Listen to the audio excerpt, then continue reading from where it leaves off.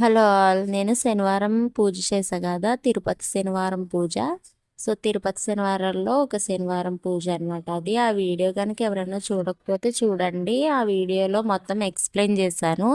తిరుపతి శనివారం పూజ అనేది ఎలా చేయాలని ఫుల్ వ్లాగే పెట్టాను. అలాగే నెక్స్ట్ డే మనం ఇలా మొత్తం పూజ సామాగ్రిని క్లీన్ చేసుకొని, ఆ ప్రమిదలు, పిండి ప్రమిదలు చేస్తాం కదా!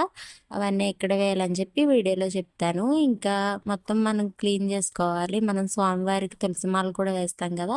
ఆ తులసి మాల, ఇంకా మనం పిండితో చేసిన 7 ప్రమిదలను కూడా మొత్తం తీసుకోవాలి. ఇంకా స్వామివారికి పెట్టిన పూలను, ఇంకా ఏమన్నా ప్రసాదాలు గానీ కొంచెం కొంచెం తీసి పెట్టుకుంటాం కదా!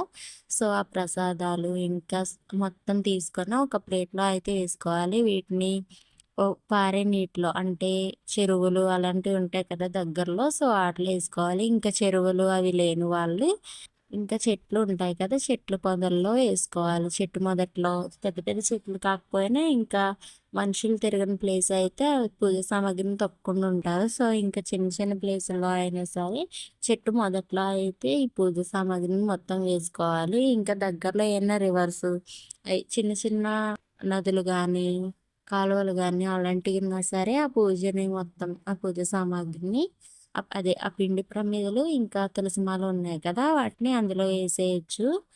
పూజ ఎత్తే ముందు స్వామివారికి ఒకసారి అయితే మనస్ఫూర్తిగా దండం పెట్టుకొని పూజనైతే ఇలా క్లీన్ చేసుకోవచ్చు. సో, ఇదండి తిరుపతి శనివారం చేసిన నెక్స్ట్ డే పూజ అయితే ఇలా చేయాలి. వీడియో గనుక నచ్చితే లైక్, షేర్ అండ్ సబ్స్క్రైబ్ చేసుకోవడం మర్చిపోకండి. పూజ వీడియో అయితే లాంగ్ వీడియోస్‌లో ఇంక మొత్తం పూజనైతే తీసి ఇంక ఇంటి దగ్గర తులసి మొక్కలున్నాయి అక్కడ వేశాను. Thank you.